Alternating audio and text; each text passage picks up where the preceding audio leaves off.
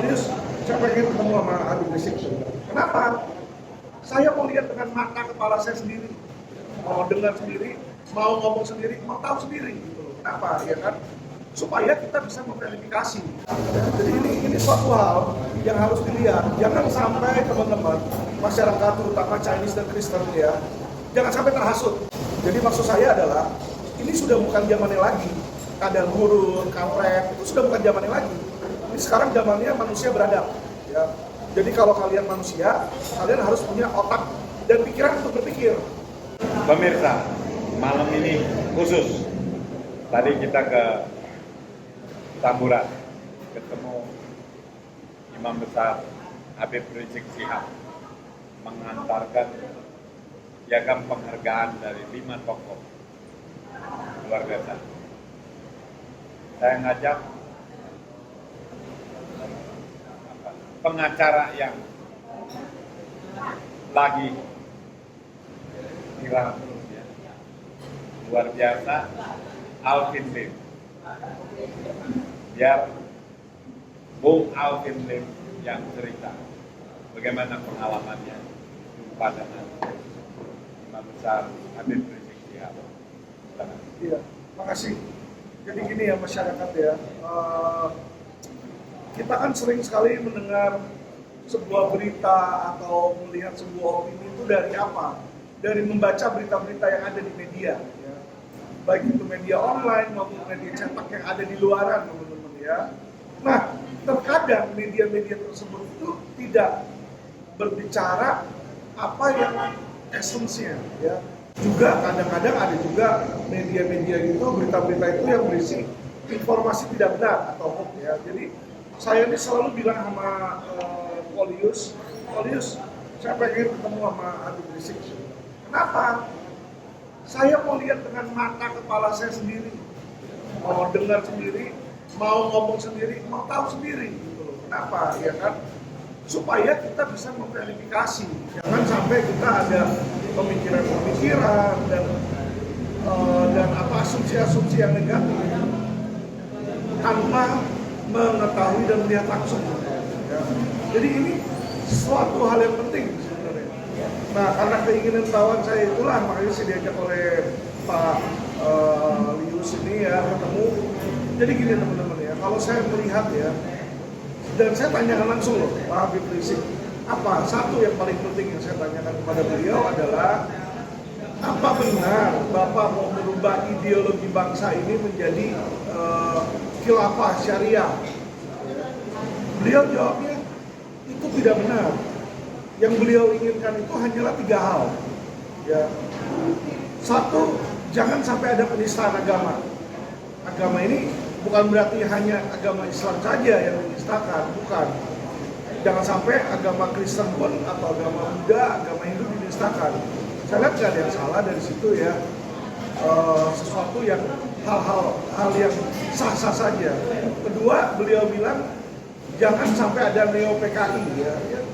Menurut saya benar juga, kenapa? Karena undang-undang pun juga menyatakan melarang adanya PKI. Komunis itu memang dilarang oleh undang-undang ya. Jadi kalau Habib Rizik dia menginginkan sesuatu yang sesuai undang-undang, saya melihat di mana salahnya di situ ya. Jadi saya melihat di sini dan yang membuat saya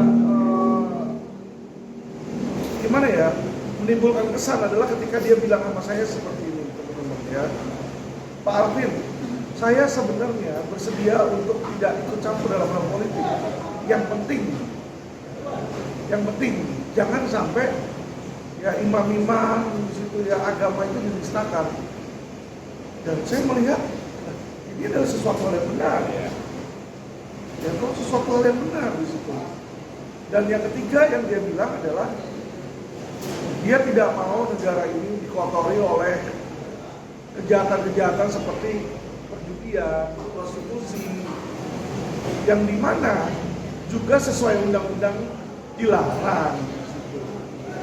Jadi gini teman-teman ya, banyak kita sering mendengar, ya, melihat dari YouTube, ya, orang-orang bicara tentang adanya radikal. Bagaimana FPI ini menakutkan, seolah-olah menakutkan, semacam momok gitu ya bagi apa? Bagi orang Kristen dan bagi orang Chinese. Ya. Seolah-olah mereka ini adalah seolah-olah ya teroris. Ini yang ada anggapan-anggapan dan asumsi yang ada beredar di luar ini dibikin seperti ini ya. Kenapa saya bilang seperti itu?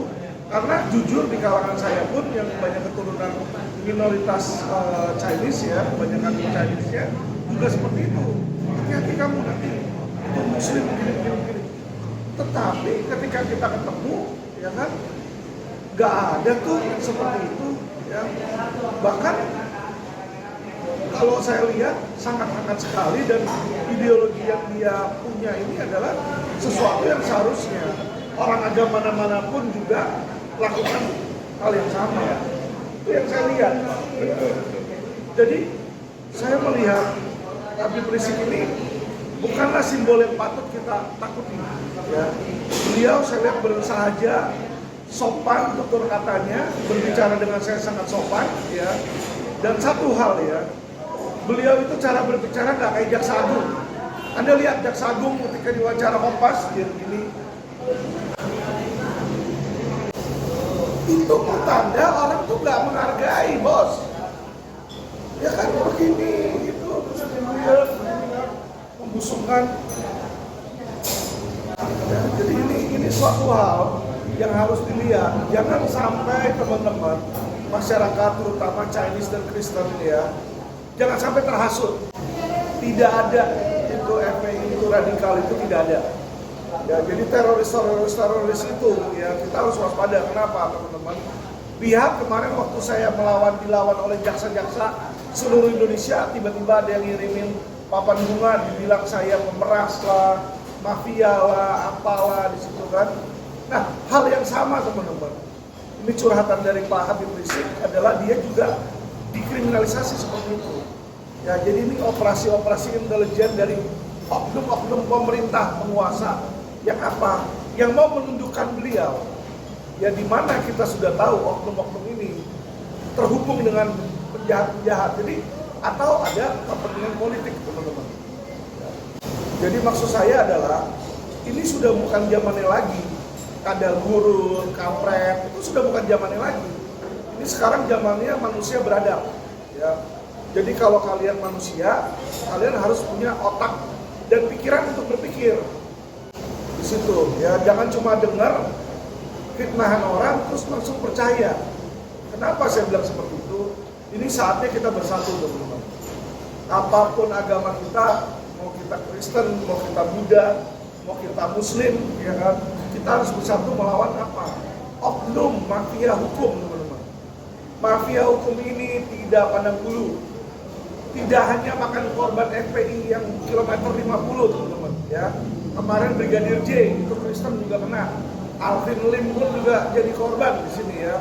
Dan nanti ke depannya tidak terlepas juga saudara-saudara sekalian bisa jadi korban.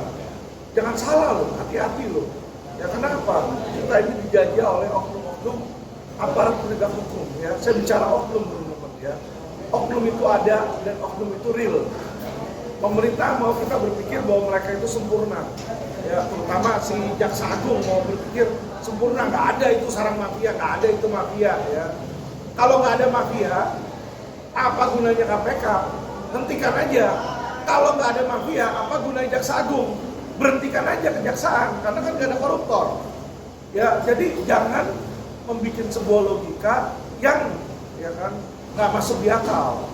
Jadi teman-teman, saya sudah datang langsung kalau orang bilang nih ke markasnya Penyamun.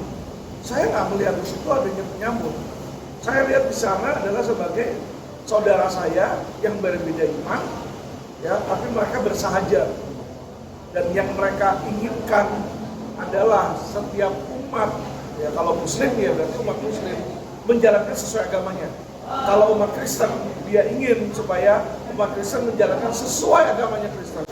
Itu teman-teman. Gak ada itu radikalisme seperti itu ya. Jadi jangan dicampur adukan, jangan mudah terpengaruh sama Ahok. Terhasut. Betul. Saya pikir gini, baik sekali